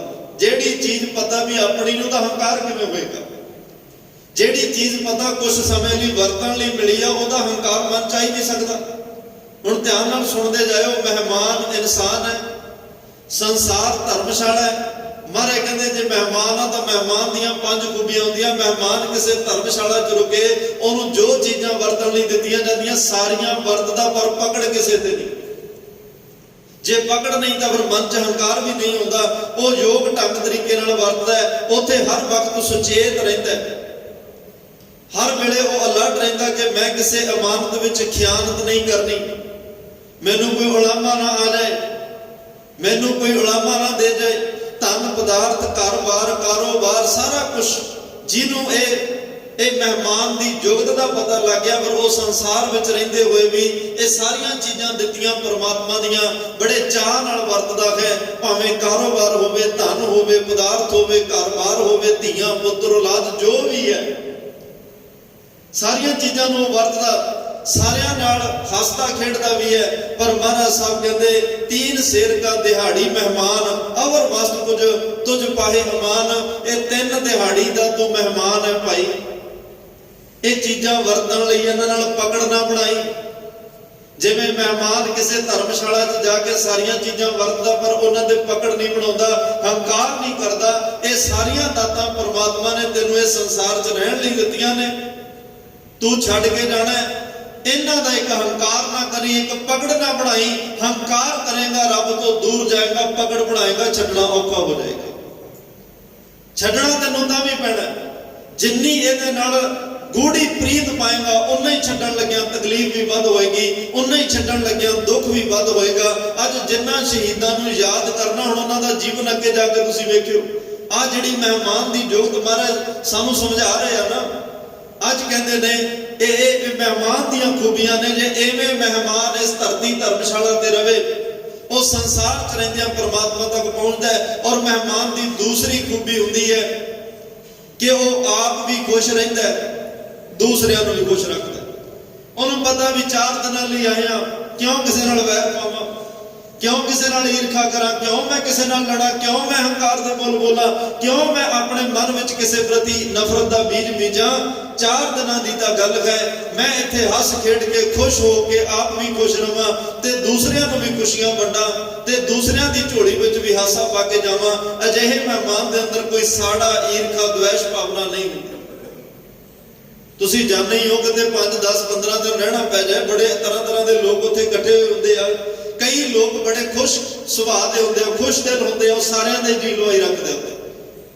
ਮਹਾਰਾਜ ਕਹਿੰਦੇ ਮਹਿਮਾਨ ਹੋਵੇ ਹੀ ਇਸੇ ਤਰ੍ਹਾਂ ਦਾ, ਜਿਹੜਾ ਮਹਿਮਾਨ ਜਿਹਨੂੰ ਜੁਗਤ ਆ ਗਈ ਨਾ, ਉਹ ਆਪ ਵੀ ਖੁਸ਼ ਰਹਿੰਦਾ ਹੈ, ਦੂਸਰਿਆਂ ਨੂੰ ਵੀ ਖੁਸ਼ ਰੱਖਦਾ, ਕਿਉਂਕਿ ਉਹਨੂੰ ਸਮਝ ਲੱਗ ਗਈ ਜਾਂ ਰਹਿਣਾ ਨਹੀਂ ਐਤ ਜਗ ਤਾਂ ਕਾਇਤ ਗਾਰ ਵੰਡੀ ਹੈ। ਜੇ ਮੈਂ ਸੰਸਾਰ 'ਚ ਰਹਿਣਾ ਹੀ ਨਹੀਂ, ਫਿਰ ਮੈਂ ਕਿਉਂ ਹੰਕਾਰ ਦੇ ਬੀਜ ਬੀਜਾਂ, ਕਿਉਂ ਹੰਕਾਰੀ ਹੋਵਾਂ। ਮੰਦਾ ਕਿਸੇ ਨਾ ਆਖੀਐ ਪੜ ਅੱਖਰ ਇਹੋ ਬੂਝੀਐ, ਮੂਰਖਾਂ ਨਾਲ ਨਾ ਲੂਝੀਐ। ਜੇ ਕੋਈ ਮੂਹਰੋਂ ਉਹੋ ਜਿਹਾ ਮਿਲ ਜਾਏ, ਉਹਦੇ ਨਾਲ ਵੀ ਉਹ ਖੁਸ਼ੀ ਦੇ ਬੋਲ ਬੋਲਦਾ ਹੈ, ਉਹਨੂੰ ਵੀ ਖੁਸ਼ ਕਰ ਜਾਂਦਾ ਹੈ। ਤਾਂ ਮਾਰੇ ਕਹਿੰਦੇ ਅਜਿਹੇ ਮਹਿਮਾਨ ਦੀਆਂ ਜੀਵਨ ਖੁਸ਼ੀਆਂ ਦਾ ਅੰਤ ਨਹੀਂ ਹੁੰਦਾ। ਉਹ ਸਦਾ ਵਿਕਾਸ ਅਤੇ ਖੇੜਿਆਂ ਭਰਾ ਜੀਵਨ ਬਸ਼ਰ ਕਰਦਾ ਹੈ। ਹਰ ਜਨ ਗੁਣ ਗਾਵਤ ਹੱਸਿਆ। ਹਰੀ ਦਾ ਜਨ ਜਿਹੜਾ ਪਰਮਾਤਮਾ ਦਾ ਪਿਆਰਾ, ਉਹ ਹਰੀ ਦੇ ਗੁਣ ਗਾਉਂਦਾ, ਆਪ ਵੀ ਹੱਸਦਾ ਖੁਸ਼ ਹੁੰਦਾ ਹੈ ਤੇ ਦੁਨੀਆ ਨੂੰ ਵੀ ਹਸਾ ਜਾਂਦਾ ਹੈ। ਦੁਨੀਆ ਦੀ ਝੋਲੀ ਵਿੱਚ ਵੀ ਹਾਸੇ ਪਾ। ਜਿਸ ਦਿਨ ਗੁਰੂ ਨਾਨਕ ਸਾਹਿਬ ਇਸ ਦੁਨੀਆ ਤੇ ਆਏ, ਸਰੀਰਕ ਤੌਰ ਤੇ ਇਸ ਦੁਨੀਆ ਤੇ ਕੱਤਕ ਦੀ ਪੂਰਨਮਾਸੀ ਸਨ 1469 ਮਾਤ ਤ੍ਰਿਪਤਾ ਦੀ ਕੁੱਖ ਨੂੰ ਭਾਗ ਲੱਗੇ। ਜਦੋਂ ਦੌਲਤਾਂ ਦਾਈ ਨੇ ਦਰਸ਼ਨ ਕੀਤੇ, ਪੰਡਤ ਹਰਦਿਆਲ ਜੀ ਆਏ ਨੇ, ਉਹਨਾਂ ਨੇ ਪੁੱਛਿਆ ਕਿ ਜਦੋਂ ਬੱਚੇ ਦਾ ਪ੍ਰਕਾਸ਼ ਹੋਇਆ, ਕੀ ਅਨੁਭਵ ਕੀਤਾ, ਕੀ ਵੇਖਿਆ ਤੂੰ? ਦੌਲਤਾਂ ਦਾਈ ਨੇ ਕਿਹਾ, ਪੰਡਤ ਜੀ ਜਦੋਂ ਹੀ ਇਸ ਬਾਲਕ ਦੀ ਆਮਦ ਹੋਈ, ਆਮ ਤੌਰ ਤੇ ਜਦੋਂ ਬੱਚਿਆਂ ਦਾ ਜਨਮ ਹੁੰਦਾ ਉਹ ਰੋਂਦੇ ਨੇ। ਰੋਣ ਦੀ ਆਵਾਜ਼ ਸੁਣ ਕੇ ਡਾਕਟਰ ਫਿਰ ਵਧਾਈ ਦਿੰਦਾ ਕਿ ਬੱਚਾ ਤੰਦਰੁਸਤ ਹੈ, ਤੁਹਾਡਾ ਬੱਚਾ ਸਹੀ ਸਲਾਮਤ ਹੈ। ਜਦੋਂ ਤੇ ਰੋਣ ਦੀ ਆਵਾਜ਼ ਆਵੇ, ਇਹ ਬੱਚੇ ਦੇ ਦਰਸ਼ਨ ਕੀਤੇ, ਬੜੇ ਅਨੇਕਾਂ ਬੱਚਿਆਂ ਨੇ ਮੇਰੇ ਹੱਥਾਂ ਜਨਮ ਲਿਆ, ਸਾਰੇ ਆਉਣ ਲੱਗੇ ਰੋਏ ਨੇ, ਪਰ ਇਹ ਬਾਲਕ ਰੋਇਆ ਨਹੀਂ, ਹੱਸਿਆ। ਆਉਣ ਲੱਗਿਆ ਹੱਸਿਆ ਹੈ। ਪੰਡਤ ਹਰਦਿਆਲ ਨੇ ਉਸੇ ਵੇਲੇ ਅੰਦਾਜ਼ਾ ਲਾ ਲਿਆ ਸੀ, ਜਿਹੜਾ ਆਉਣ ਲੱਗਿਆ ਹੱਸਿਆ ਹੈ, ਇਹ ਆਪ ਵੀ ਹੱਸੇਗਾ ਤੇ ਦੁਨੀਆ ਦੀ ਝੋਲੀ ਵਿੱਚ ਵੀ ਹਾਸੇ ਪਾ ਕੇ ਜਾਏਗਾ। ਇਹ ਸੰਸਾਰ ਦੀ ਝੋਲੀ 'ਚ ਹਾਸੇ ਪਾਏਗਾ। ਤੇ ਮਹਾਰਾਜ ਕਹਿੰਦੇ ਹਰ ਜਨ ਗੁਣ ਗਾਵਤ ਹੱਸਿਆ। ਇਹ ਭਾਈ ਮਹਿਮਾਨ ਦੀ ਦੂਸਰੀ ਜੁਗਤ ਹੈ, ਦੂਸਰੀ ਖੂਬੀ ਹੈ ਕਿ ਉਹ ਆਪ ਵੀ ਖੁਸ਼ ਰਹਿੰਦਾ ਹੈ, ਦੂਸਰਿਆਂ ਨੂੰ ਖੁਸ਼ ਰੱਖਦਾ ਹੈ। ਤੀਸਰੀ ਮਹਿਮਾਨ ਦੀ ਖੂਬੀ ਹੁੰਦੀ ਹੈ ਕਿ ਉਹ ਮਿੱਠਾ ਬੋਲਦਾ ਹੈ। ਉਹ ਕਿਸੇ ਨੂੰ ਕੌੜਾ ਬੋਲ ਨਹੀਂ ਬੋਲਦਾ, ਉਹਨੂੰ ਪਤਾ 4 ਦਿਨਾਂ ਦੀ ਗੱਲ ਹੈ, 4 ਦਿਨ ਰਹਿਣਾ, ਮੈਂ ਕਿਉਂ ਕੌੜੇ ਬੋਲ ਬੋਲਾਂ। ਜਿਸ ਰੱਬ ਨੇ ਮੈਨੂੰ ਜਨਮ ਦਿੱਤਾ, ਜਿਸ ਰੱਬ ਨੇ ਮੈਨੂੰ ਦੁਨੀਆ ਤੇ, ਜਦੋਂ ਉਹ ਕੌੜਾ ਨਹੀਂ ਬੋਲਦਾ ਫਿਰ ਮੈਂ ਕੌੜਾ ਕਿਉਂ ਬੋਲਾਂ। ਪਰਮਾਤਮਾ ਸਾਰੇ ਕੰਮ ਕਰਦਾ ਹੈ, ਰੱਬ ਨੂੰ ਸਾਰੇ ਕੰਮ ਕਰਨੇ ਆਉਂਦੇ ਆ, ਰੱਬ ਨੂੰ ਇੱਕ ਕੰਮ ਕਰਨਾ ਨਹੀਂ ਆਉਂਦਾ। ਧਿਆਨ ਨਾਲ ਸੁਣਿਓ, ਮਿੱਠ ਬੋਲੜਾ ਜੀ ਹਰ ਸੱਜਣ ਸੁਆਮੀ ਮੋਰਾ, ਹਉ ਸੰਭਲ ਥੱਕੀ ਜੀ ਉਹ ਕਦੇ ਨਾ ਬੋਲੇ ਕੌੜਾ, ਕੌੜਾ ਬੋਲ ਨਾ ਜਾਣੇ। ਰੱਬ ਇਹ ਕੰਮ ਨਹੀਂ ਜਾਣਦਾ ਵੀ ਉਹਨੂੰ ਕੌੜਾ ਬੋਲਣਾ ਆਉਂਦਾ ਹੋਵੇ। ਪਰਮਾਤਮਾ ਕੌੜਾ ਬੋਲਣ ਨਹੀਂ ਜਾਣਦਾ। ਮਹਾਰਾਜ ਸਾਹਿਬ ਕਹਿੰਦੇ ਨੇ ਜੇ ਉਸੇ ਰੱਬ ਦੀ ਆਂਚ ਵਾਂਛ ਹੈ ਭਾਈ, ਫਿਰ ਤੂੰ ਕਿਉਂ ਕੌੜਾ ਬੋਲਦਾ ਹੈ। ਜਿਹੜਾ ਅਸਲ ਮਹਿਮਾਨ ਹੈ, ਜਿਹਨੂੰ ਮਹਿਮਾਨੀ ਜੁਗਤ ਸਮਝ ਆ ਗਈ, ਉਹ ਹਮੇਸ਼ਾ ਮਿੱਠਾ ਬੋਲਦੇ ਨੇ, ਉਹ ਕਿਸੇ ਨਾਲ ਕੌੜਾ ਨਹੀਂ ਬੋਲਦੇ, ਉਹ ਹਰ ਇੱਕ ਨਾਲ ਬੜੇ ਮਿੱਠੇ ਪਿਆਰੇ ਬਚਨਾਂ ਦੀ ਸਾਂਝ ਪਾਉਂਦੇ ਨੇ। ਤੇ ਗੁਰੂ ਨਾਨਕ ਸਾਹਿਬ ਨੂੰ ਕਾਜੀ ਲੱਤ ਮਾਰਦਾ ਹੈ, ਲੱਤਾਂ ਦੇ ਜਵਾਬ ਲੱਤਾਂ ਨਾਲ ਨਹੀਂ। ਉਸ ਜੀਵਨ ਕਾਜੀ ਨੂੰ ਹੱਥ ਜੋੜ ਕੇ ਕਹਿੰਦੇ ਆ, ਕਾਜੀ ਜੀ ਲੱਤਾਂ ਕਿਉਂ ਮਾਰਦੇ ਹੋ, ਮੈਂ ਤਾਂ ਤੁਹਾਡੇ ਨਾਲ ਗੱਲ ਕਰਨ ਵਾਸਤੇ ਆਇਆ, ਪਿਆਰ ਨਾਲ ਬੈਠ ਕੇ ਆਪਾਂ ਗੱਲ ਕਰ ਲਈਏ। ਗੁਰੂ ਨਾਨਕ ਸਾਹਿਬ ਜਾਂਦੇ ਨੇ, ਲੋਕ ਇੱਟਾਂ ਰੋੜੇ ਵੱਟੇ ਹੱਥ ਵਿੱਚ ਫੜੀ ਖੜੇ ਆ, ਉਹਨਾਂ ਇੱਟਾਂ ਰੋੜੇ ਮਾਰਨ ਵਾਲਿਆਂ ਨਾਲ ਵੀ ਮਿੱਠੇ ਬੋਲ ਬੋਲਦੇ ਆ।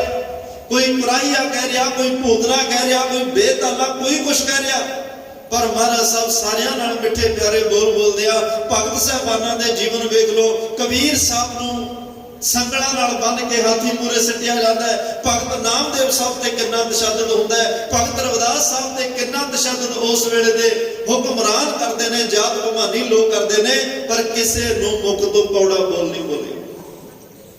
ਧੰਨ ਗੁਰੂ ਅਰਜਨ ਦੇਵ ਪਾਤਸ਼ਾਹ ਨਾਲ ਪ੍ਰਿਥੀ ਚੰਦ ਨੇ ਕੀ ਕੁਛ ਕੀਤਾ।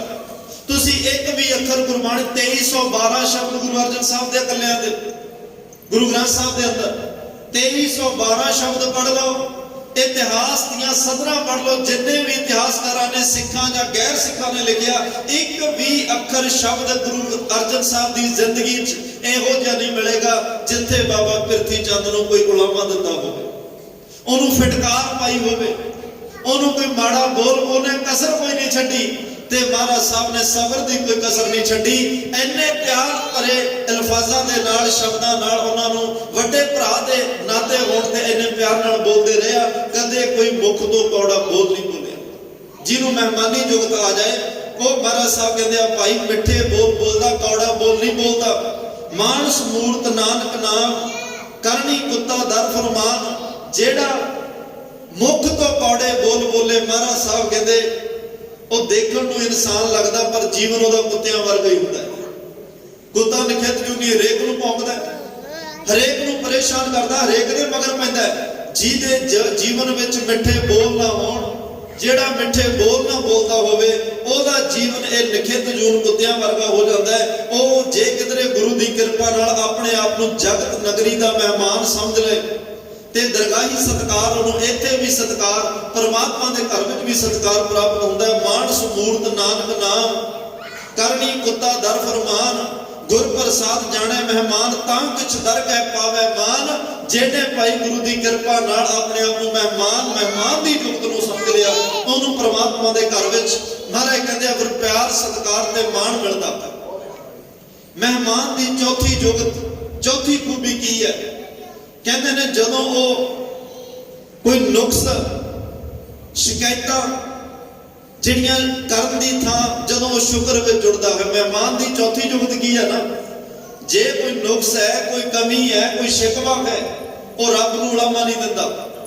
ਮਹਿਮਾਨ ਕਿਸੇ ਦੇ ਘਰ ਵਿੱਚ ਰਿਹਾ, ਕੋਈ ਚੀਜ਼ ਚੰਗੀ ਨਹੀਂ ਲੱਗੀ, ਨਹੀਂ ਮਿਲੀ, ਤਾਂ ਉਹਨੂੰ ਕੋਈ ਉਲਾਮਾ ਨਹੀਂ, ਉਹਨੇ ਜਿਹੋ ਜਿਹਾ ਮਿਲਿਆ ਉਹ ਖਾ ਕੇ ਸ਼ੁਕਰ ਕਰ ਦੇਣਾ। ਇਹ ਮਹਿਮਾਨ ਦੀ ਚੌਥੀ ਜੁਗਤ ਹੁੰਦੀ ਹੈ। ਜੋ ਕੁਛ ਰੱਬ ਨੇ ਦਿੱਤਾ, ਜੋ ਨਹੀਂ ਮਿਲਿਆ ਉਹਨੂੰ ਉਲਾਮਾ ਨਹੀਂ, ਜੋ ਕੁਛ ਮਿਲਿਆ ਉਹਦਾ ਦਿਨ ਰਾਤ ਸ਼ੁਕਰਾਨਾ ਕਰਦਾ।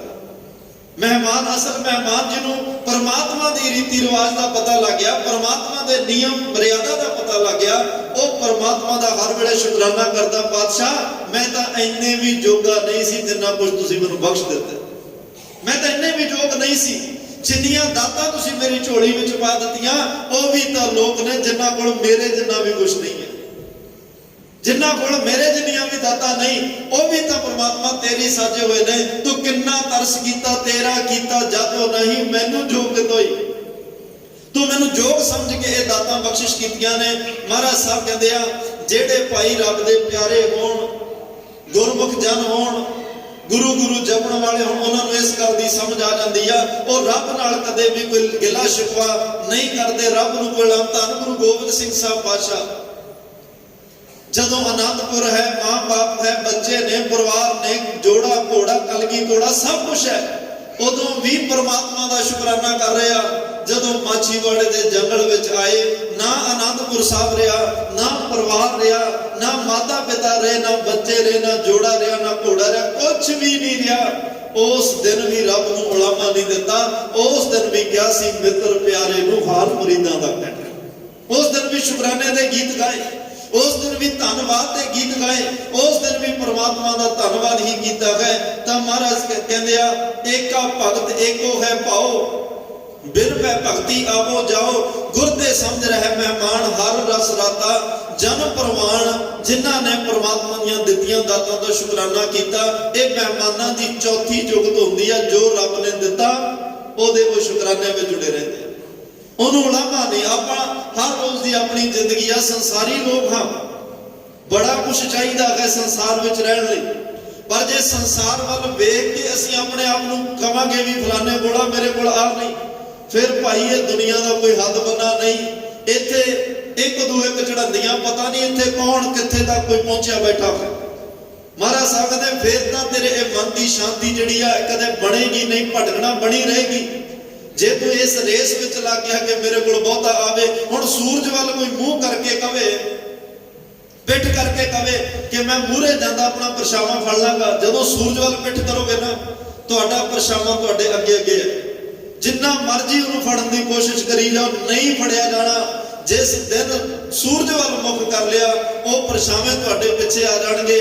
ਗੁਰੂ ਵੱਲ ਪਿੱਠ ਕਰਕੇ ਜਦੋਂ ਪਦਾਰਥਾਂ ਪਿੱਛੇ ਭੱਜੋਗੇ, ਨਹੀਂ ਉਹਨਾਂ ਦੀ ਪੂਰਤੀ ਹੋਣੀ, ਨਹੀਂ ਤੁਹਾਡੇ ਤੋਂ ਪੂਰਾ ਆਇਆ ਜਾਣਾ। ਜਿਸ ਦਿਨ ਗੁਰੂ ਵੱਲ ਮੁਖ ਕਰਕੇ ਗੁਰੂ ਤੇ ਛੱਡ ਕੇ ਬੈਠ ਜਾਓਗੇ, ਫਿਰ ਇਹ ਪਦਾਰਥ ਮਾਇਆ ਸਭ ਕੁਝ ਪਿੱਛੇ ਪਿੱਛੇ ਆ ਜਾਏ।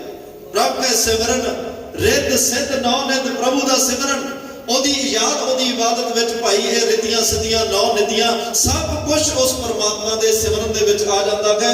ਤਾਂ ਗਰੀਬ ਨਿਵਾਸ ਸਤਿਗੁਰੂ ਪਾਤਸ਼ਾਹ ਕਹਿੰਦੇ ਆ, ਇਹ ਮਹਿਮਾਨ ਦੀ ਚੌਥੀ ਜੁਗਤ ਸੀ। ਤੇ ਮਹਿਮਾਨ ਦੀ ਪੰਜਵੀਂ ਜੁਗਤ ਹੁੰਦੀ ਹੈ ਕਿ ਉਹ ਆਪਣੇ ਕੰਮ ਪ੍ਰਤੀ ਸੁਚੇਤ ਰਹਿੰਦਾ ਹੈ। ਉੱਥੇ ਮਹਿਫਿਲ ਵੀ ਸਜੀ ਹੁੰਦੀ ਹੈ, ਪਰ ਮਹਿਫਿਲ ਵਿੱਚ ਬੈਠ ਕੇ ਕੰਮ ਨਹੀਂ ਭੁੱਲਦਾ। ਉਹਨੂੰ ਸੁੱਖ ਸਹੂਲਤਾਂ ਬਹੁਤ ਹੁੰਦੀਆਂ ਨੇ, ਉਹ ਸੁੱਖ ਸਹੂਲਤਾਂ ਵਿੱਚ ਕੰਮ ਨਹੀਂ ਭੁੱਲਦਾ ਆਪਣਾ। ਉਹਨੂੰ ਲੋਕ ਮਿੱਠੇ ਪਿਆਰੇ ਬੋਲ ਬੋਲਣ ਵਾਲੇ ਮਿਲਦੇ ਨੇ, ਪਰ ਉਹਨਾਂ ਵਿੱਚੋਂ ਕੰਮ ਨਹੀਂ ਭੁੱਲਦਾ। ਇਹ ਮਹਿਮਾਨ ਦੀ ਪੰਜਵੀਂ ਜੁਗਤ ਹੈ, ਜਿਹੜਾ ਸੰਸਾਰ ਦੇ ਵਿੱਚ ਰਹਿ ਕੇ ਰੰਗ ਤਮਾਸ਼ੇ ਵੇਖ ਕੇ, ਬੜਾ ਕੁਝ ਵੇਖ ਕੇ ਆਪਣੇ ਅਸਲੀ ਮਕਸਦ ਤੋਂ ਨਹੀਂ ਭਟਕਦਾ। ਅਸਲੀ ਮਕਸਦ ਜਿਹੜਾ ਮਹਾਰਾਜ ਨੇ ਦੱਸਿਆ, ਭਈ ਪ੍ਰਾਪਤ ਮਾਨਕ ਦੇ ਹੁਰੀਆ, ਗੋਬਿੰਦ ਮਿਲਣ ਕੀ ਇਹ ਤੇਰੀ ਬਰੀਆ।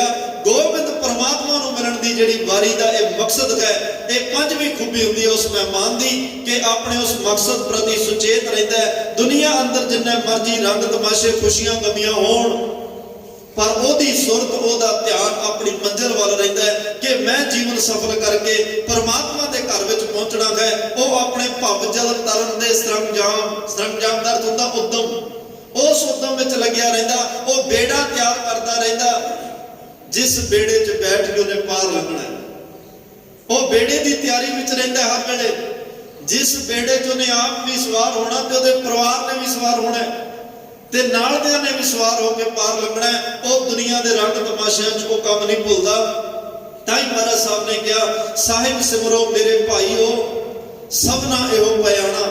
ਸਾਹਿਬ ਸਿਮਰੋ ਮੇਰੇ ਭਾਈਓ, ਆਹ ਕੰਮ ਹੈ ਭਾਈ ਜ਼ਿੰਦਗੀ ਦਾ ਅਸਲ, ਕਿ ਪਰਮਾਤਮਾ ਨੂੰ ਸਿਮਰੋ, ਉਹਦੀ ਇਬਾਦਤ ਕਰੋ, ਉਹਨੂੰ ਯਾਦ ਕਰੋ। ਇਹ ਕਹਿ ਧੰਦਾ ਕੂੜਾ ਚਾਰ ਦੇਹਾਂ, ਆ ਕੇ ਸਰ ਪਰ ਜਾਣਾ। ਇਹ ਜਿਹੜੇ ਧੰਦੇ ਨੇ ਇਹ 4 ਦਿਨਾਂ ਦੀ ਗੱਲ ਹੈ, ਤੇ ਅੱਗੇ ਤਾਂ ਫਿਰ ਜਾਣਾ ਹੀ ਪਏਗਾ ਨਾ। ਆ ਕੇ ਸਰ ਪਰ ਜਾਣਾ, ਜਿਉ ਮਹਿਮਾਨਾ ਕਾਹੇ ਕਾਰਬ ਕੀਜੈ, ਜਿਤ ਸੇਵਿਆ ਦਰਗਹਿ ਸੁਖ ਪਾਈਐ, ਨਾਮ ਦਿਸੈ ਕਾ ਲੀਜੈ। ਆਗੇ ਹੁਕਮ ਨ ਚੱਲੈ ਮੂਲੇ, ਸਿਰ ਸਿਰ ਕਿਆ ਵਿਹਾਣਾ। ਸਾਹਿਬ ਸਿਮਰੋ ਮੇਰੇ ਭਾਈਓ ਸਭਨਾ ਇਹੋ ਪਿਆਣਾ। ਤੇ ਇਹ ਸਾਰੀਆਂ 4 ਦੁਨੀਆ ਦੇ ਜਿਹੜੇ ਰੰਗ ਤਮਾਸ਼ੇ, 4 ਦਿਨਾਂ ਦੀ ਖੇਡ, ਇਹ ਛਲਾਵਾ ਹੈ। ਇਹ ਛਲਾਵੇ ਨੇ ਇੱਕ ਦਿਨ ਛਲਾਵਾ ਦੇ ਕੇ ਚਲੇ ਜਾਣਾ। ਅਖੀਰ ਅੰਤ ਨਵੇਰਾ ਤੇਰੇ ਜੀ ਪੈ ਲੀਜੈ। ਤੇਰੇ ਕੋਲੋਂ ਇਹ ਸਾਰਾ ਹਿਸਾਬ ਕਿਤਾਬ ਲਿਆ ਜਾਣਾ। ਜੇ ਤੇਰੇ ਕੋਲੇ ਨਾਮ ਦੀ ਪੂੰਜੀ, ਚੰਗੇ ਗੁਣ ਪਰਉਪਕਾਰ ਹੋਣਗੇ, ਫਿਰ ਇਹ ਸਾਰਾ ਕੁਝ ਤੈਨੂੰ ਪ੍ਰਾਪਤ ਹੋ ਜਾਏਗਾ। ਇਹ ਮਹਿਮਾਨ ਦੀਆਂ 5 ਖੂਬੀਆਂ ਨੇ। ਜਿਹੜਾ ਇਹ ਮਨ ਵਿੱਚ 5 ਗੁਣ ਧਾਰਨ ਕਰਕੇ ਸੰਸਾਰ ਨੂੰ ਧਰਮਸ਼ਾਲਾ ਸਮਝ ਕੇ ਆਪ ਸਿਰਫ ਮਹਿਮਾਨ ਬਣ ਕੇ ਰਹਿੰਦਾ, ਜਿਹਨੂੰ ਪਤਾ ਹੋਵੇ कि मन परदेसी वे तू आओ कर अपने छड़ देश पराया, आ देश पराया है इनू छड़ के मैं जाना है। वो फिर भाई कदे किसी नाल ईर्खा दे बीज नहीं बीजदा, वो नफरत नहीं करता, वो मिठे बोल बोलदा है, वो हर एक नू खुश रखदा है ते हर वेले परमात्मा दे नाल ध्यान जोड़ के रखदा है। वो रब दी इमानत विच खियानत नहीं पाउंदा ते हर वेले उहदे शुकराने विच जुड़िया रहिंदा। धन गुरु अमरदास साहब कोले 3 अमीर बंदे आए। महाराज कहन लगे पातशाह सानू संसार तो तरन दी जुगत दसो। महाराज कहंदे धन दी कमी नहीं, जे बहुता धन है मैं नहीं कहता भी ये धन होवे ना, मेरा सिख अमीर होवे, राजा होवे, बादशाह होवे, पातशाह होवे। असी गुरु गोबिंद सिंह साहब दे पुत्र हां, गुरु गोबिंद सिंह बादशाह दरवेश ने। असी राजियां दे पुत्र राजे हुंदे ने, बादशाहां दे पुत्र बादशाह हुंदे आ। पर महाराज कहंदे भाई ये माया दे नाल किसे लोड़वंद दी लोड़ पूरी कर दिओ, माया सफली हो जाएगी। तुसी अपने मन करके अपने मुख तो किसे दुखीए नाल ओदा दर्द वंडा दिओ, मिठे प्यारे हौसला देण वाले बोल बोल दिओ। ये भी एक परोपकार विच गिणिया जांदा, किसे नूं बचना दा हौसला सहारा दे दिओ। ते तीसरी गल है अपने मन विच भी कदे किसी लिए बुरा ख्याल ना लेके आयो, मन करके भी दुनिया का भला सोचियो, सारियां दा भला सोचियो। ये मन का परोपकार है। जे 3 गुण तुहाडे विच आ गए तुसीं भवसागर तो पार हो जाओगे, तुसीं इस संसार समुद्र तो पार हो जाओगे। तो इसलिए महाराज साहब ने ये सानू जीवन जुगत बख्शी है। भाई इस जीवन जुगत विच रहिंदियां होया इंसान, इस जीवन जुगत विच रहिंदियां होया इंसान परमात्मा दे घर विच उस परमात्मा तक पहुंच जाता है। फिर वो सोचता है भी ये दुनिया ता ये संसार ता यह मार्ग संसार को नानक फिरने को ये तो भाई एक चलनी सराप है, ये तो एक बस अड्डा है, बस स्टैंड है। कोई आ रहा कोई जा रहा है, कोई इत्थे सदीप रोकण वाला नहीं। जो ये गल्लां दी समझ आ जाए फिर ओदी जिंदगी कदे माड़े रस्ते ते नहीं तुरदी, कदे मनमत दे रस्ते ते नहीं तुरदी। वो परमात्मा दे भै अते प्रेम विच हर वेले रह के चंगे काम करदा। आओ अज दे पावन बचनां नूं नाल लैके चलीए। पाठ सहमान कह रहा जिन हो बात निश्चल रू जानी, तेई जीव काल ते बचा। जिन्हां ने धन गुरु रामदास पातशाह दे बचनां नूं भगत ध्रुव की तरह, जिवें भगत ध्रुव ने नारद ने उपदेश दिता, नारद जी के उपदेश नूं सदीव सच और भावना दृढ़ता नाल मन्निया। जेड़ा भगत ध्रुव की तरह गुरु रामदास साहब के बचनां नूं दृढ़ता नाल मन्नेगा, कमाएगा, तेई जीव काल ते बचा। वो जेड़े जीव जग्यासु ने भाई काल तो बच जाणगे, जमा तो बच जाणगे, जम राजे की मार तो बच जाणगे, उन्हां दा जीवन सौखा हो जाएगा। 3 तरियो समुद्र रुद्र खिन एक मह, जल हर बिंब जुगत जग मचा। ते उन्हां ने भाई ये जेड़ा संसार है, ये संसार नूं जेड़ा भयानक संसार समुद्र है, एक खिन विच तर लिया। जिन्हां ने गुरु दे शब्द नूं मन के कमा लिया, जिदे कोल गुरु का शब्द होएगा, जे को बचन कमावे संतन का सो गुर प्रसादी तरिया। बचन कमाउण नालों तर गए, एक खिन विच तर गए। महाराज साहब कहंदे फिर जिन्हां कोल बचन है ना, वो संसार नूं पता जी की समझदे। जिवें महाराज आपां सारा व्याख्या कीती है, 5 खूबियां जिहड़ियां मेहमान दियां ने। महाराज कह रहा जल हर बिंब जुगत रच मचा। जल हर का अर्थ हुंदा बदल, बिंब का अर्थ हुंदा छां। वो संसार नूं बदलां दी छां समझदे।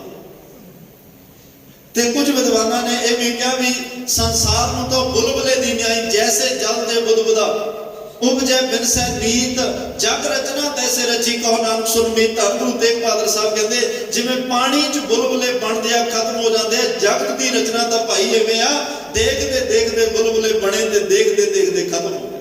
वो बुलबुले आए भी हसदे, रहे भी हसदे ते गए भी हसदे।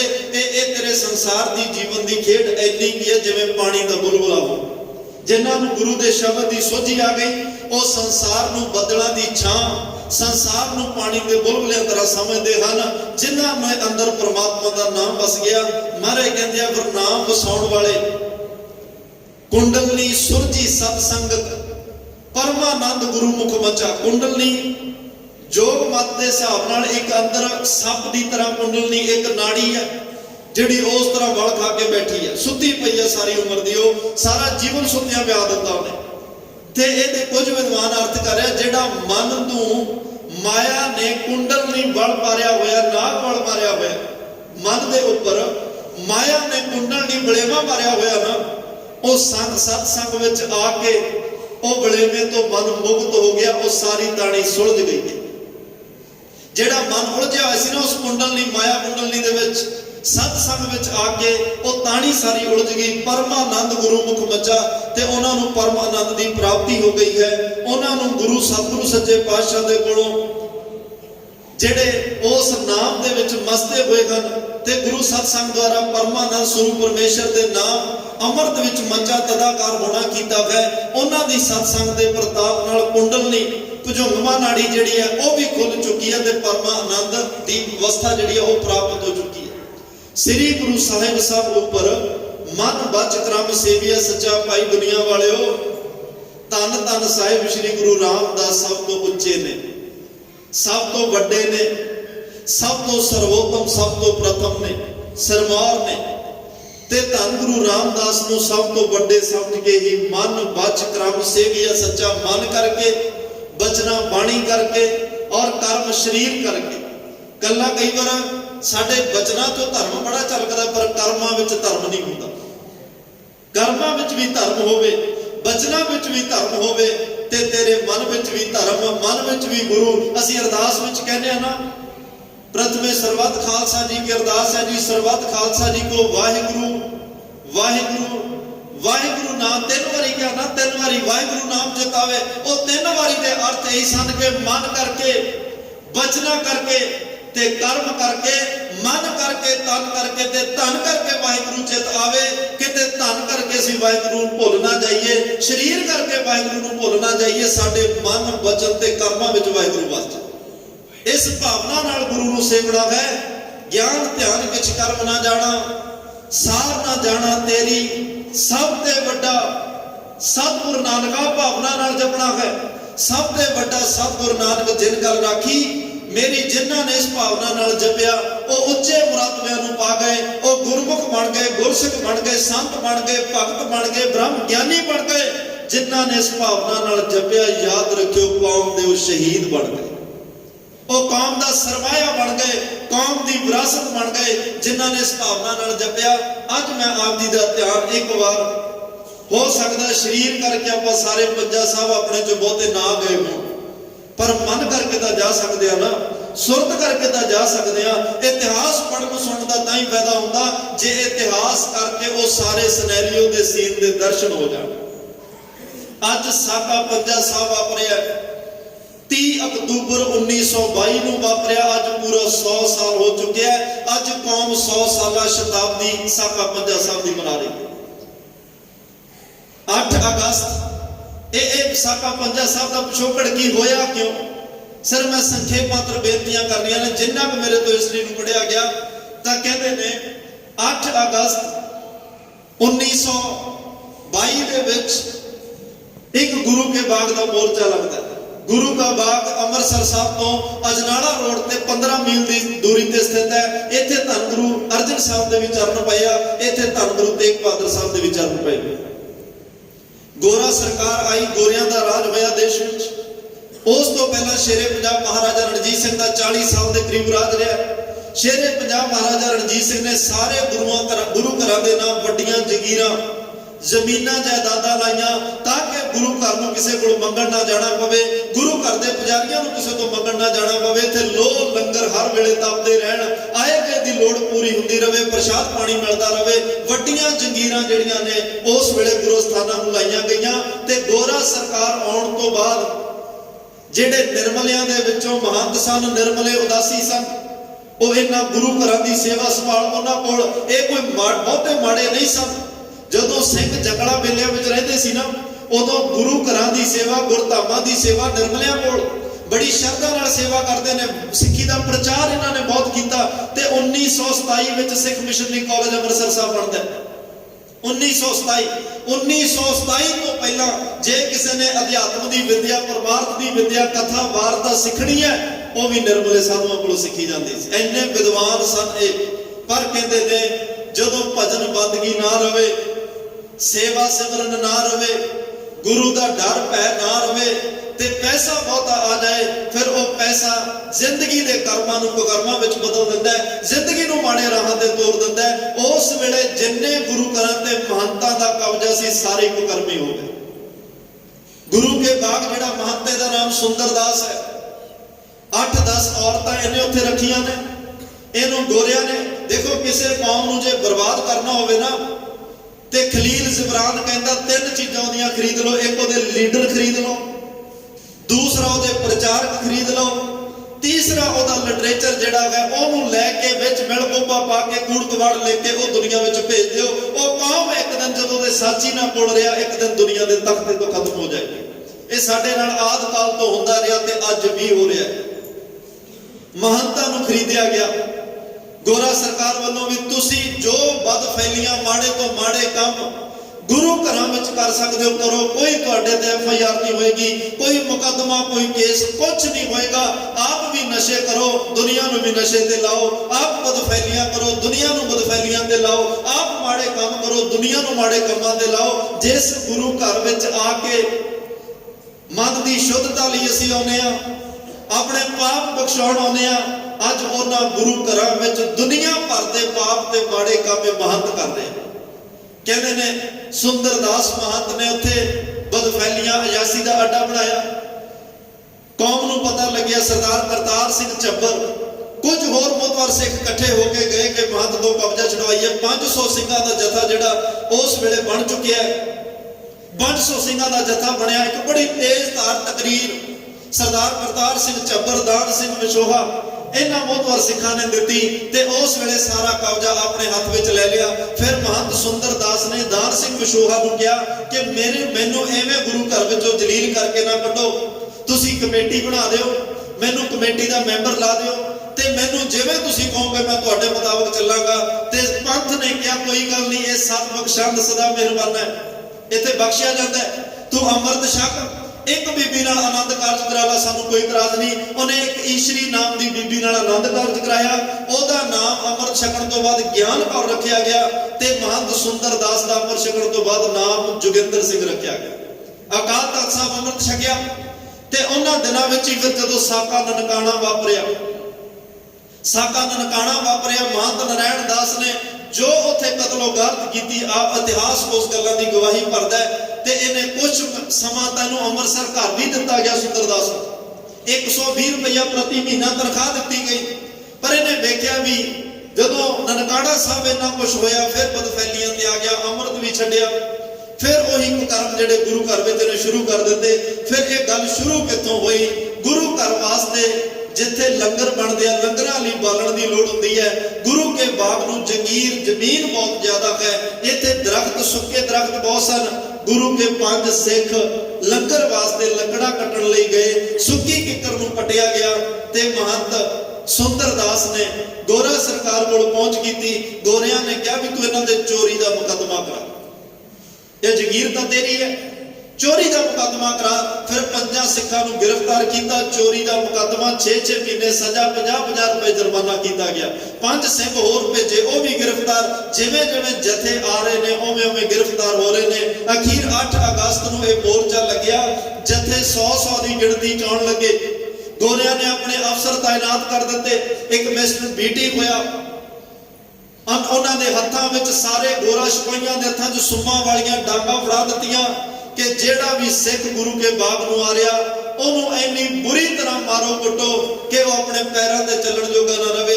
ਜਿਵੇਂ ਸਿੱਖਾਂ ਨੂੰ ਆਦੇਸ਼ ਸੀ ਪੰਥ ਦਾ ਕਿ ਅਸੀਂ ਸਤਿਆਗ੍ਰਹਿ ਕਰਨਾ ਹੈ, ਸ਼ਾਂਤਮਈ ਤਰੀਕੇ ਨਾਲ ਜਾਣਾ ਹੈ, ਸਤਨਾਮ ਵਾਹਿਗੁਰੂ ਤੋਂ ਬਿਨਾਂ ਕਿਸੇ ਨੇ ਸੀ ਨਹੀਂ ਕਰਨੀ ਤੇ ਕਿਸੇ ਨੇ ਕੋਈ ਜਵਾਬ ਨਹੀਂ ਦੇਣਾ, ਕਿਉਂਕਿ ਅਸੀਂ ਧੰਨ ਗੁਰੂ ਅਰਜਨ ਸਾਹਿਬ ਦੇ ਸਥਾਨ ਤੇ ਚੱਲੇ ਆ, ਅਸੀਂ ਗੁਰੂ ਤੇਗ ਬਹਾਦਰ ਸਾਹਿਬ ਦੇ ਸਥਾਨ ਤੇ ਚੱਲੇ ਆ। ਗੁਰੂ ਅਰਜਨ ਸਾਹਿਬ, ਗੁਰੂ ਤੇਗ ਬਹਾਦਰ ਸਾਨੂੰ ਜ਼ਬਰ ਦਾ ਮੁਕਾਬਲਾ ਸਬਰ ਨਾਲ ਕਰਨਾ ਸਿਖਾ ਕੇ ਗਏ। ਕਹਿੰਦੇ ਨੇ ਉਸ ਵੇਲੇ ਫਿਰ ਜਿਹੜਾ ਤਸ਼ੱਦਦ ਹੋਇਆ, ਸਭ ਤੋਂ ਵੱਧ ਪੱਤਰਕਾਰ ਇਸ ਸਾਕੇ ਵਿੱਚ ਪਹੁੰਚੇ ਨੇ। ਪ੍ਰੋਫੈਸਰ ਰੁਚੀ ਰਾਮ ਸਾਨੀ ਵਰਗੇ ਲਿਖਦੇ ਆ, ਕਹਿੰਦੇ ਦੇਖਣ ਵਾਲਿਆਂ ਦੀਆਂ ਤਾਹਾਂ ਨਿਕਲ ਗਈਆਂ, ਭਾਵੇਂ ਕੋਈ ਸਿੱਖ ਸੀ ਭਾਵੇਂ ਕੋਈ ਗੈਰ ਸਿੱਖ ਸੀ, ਇੰਨੀ ਬੁਰੀ ਤਰ੍ਹਾਂ ਉੱਥੇ ਜ਼ੁਲਮ ਕੀਤਾ ਗਿਆ। ਉਸ ਵੇਲੇ ਇੰਨੇ ਤਸ਼ੱਦਦ ਹੁੰਦਿਆਂ ਤੇ ਕਲਕੱਤੇ ਤੋਂ ਇੱਕ ਪਾਦਰੀ ਆਇਆ, CF ਐਂਡਰਿਊਜ਼ਨ, ਉਹਨੇ ਜਦੋਂ ਆਇਆ ਦਰਬਾਰ ਸਾਹਿਬ ਮੱਥਾ ਟੇਕਿਆ, ਟਾਂਗਾ ਲੈ ਕੇ ਜਦੋਂ ਗੁਰੂ ਕੇ ਬਾਗ ਆਇਆ, ਕਿਸੇ ਨੇ ਕਿਹਾ ਨਾ ਜਾ ਸਿੱਖ ਮਾਰ ਦੇਣਗੇ। ਉਹਨੇ ਕਿਹਾ, ਡਰਦਾ ਡਰਦਾ ਆਇਆ। ਸਿੱਖਾਂ ਨੇ ਉਹਨੂੰ ਆਉਂਦਿਆਂ ਪਾਣੀ ਛਕਾਇਆ, ਉਹ ਪਾਣੀ ਉਹਦੇ ਨਾਲ ਪੀਣ ਲੱਗਿਆ। ਸਿੱਖ ਕਹਿੰਦੇ ਇੱਥੇ ਕੋਈ ਵਿਤਕਰਾ ਨਹੀਂ ਭਾਈ, ਤੂੰ ਮੂੰਹ ਲਾ ਕੇ ਪਾਣੀ ਪੀ ਸਕਦਾ। ਬੜਾ ਪ੍ਰਭਾਵਿਤ ਹੋਇਆ। ਪਰ ਅੱਜ ਉਹ ਪਾਦਰੀ ਰੋ ਪਿਆ।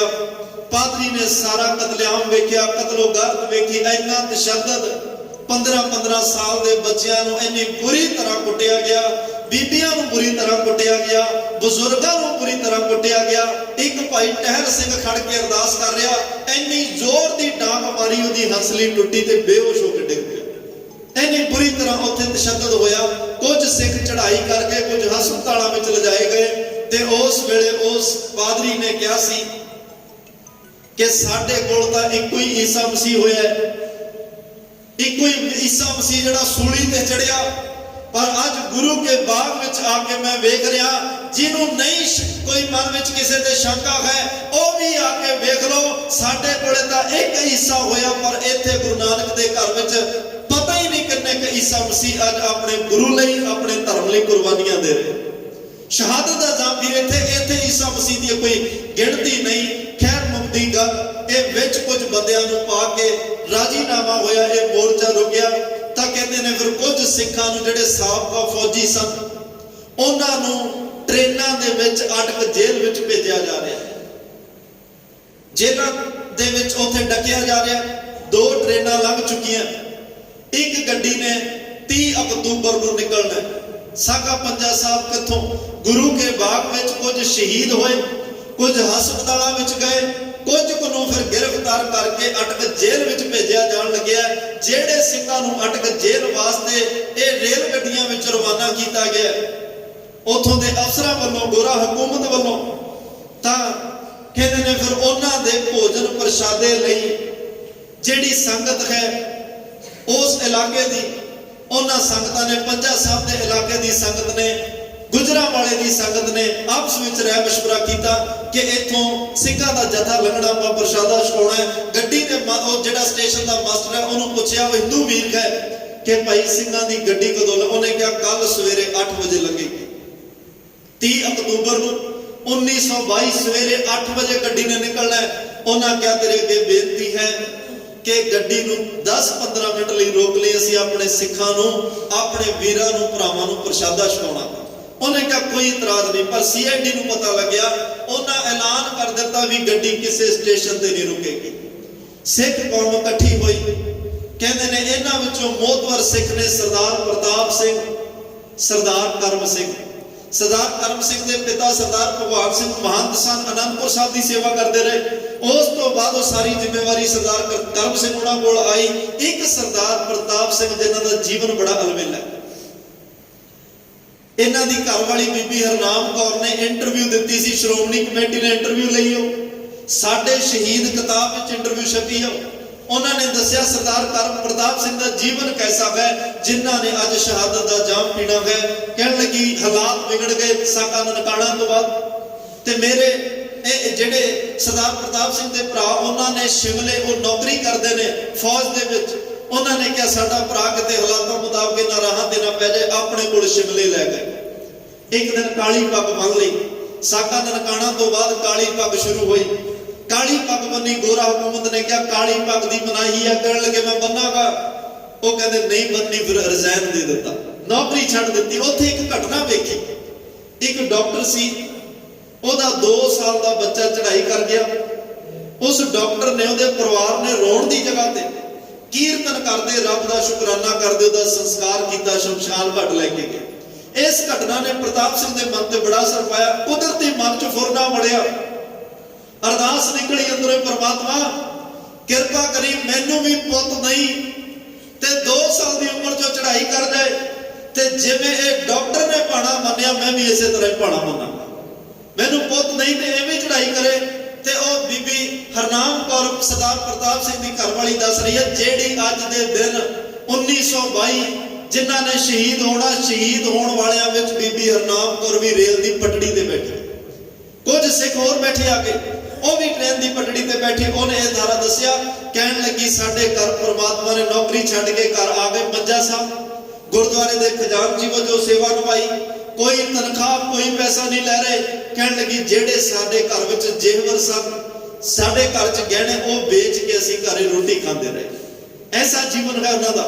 वो कहन लगी साडे घर रब ने पुੱਤ दिता, 2 साल का होया, गुआढ़ियां ने सानू सुनेहा दिता कि तुहाडा बच्चा उबलदे हुए पानी विच डुब के चढ़ाई कर गया। कहन लगे उस वेले मेरे पति प्रताप सिंह ने बैंड बाजियां वाले बुलाए कि मैं गुरु नूं कहा सी पुੱਤ नहीं 2 साल की उम्र चढ़ाई करे, मैं एवें भाणा मनना।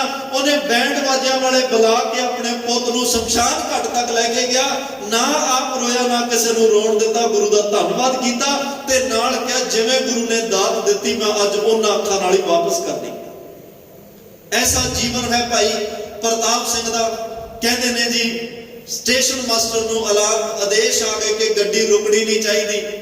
सिखां ने कहा भी हुण कुछ हो जाए असीं तां प्रशादा छकावांगे। ये पंजा साहब वो स्थान है जिथे धन गुरु नानक साहब ने हंकारी बली कधारी दे वल कढ के परमात्मा नाल जोड़िया।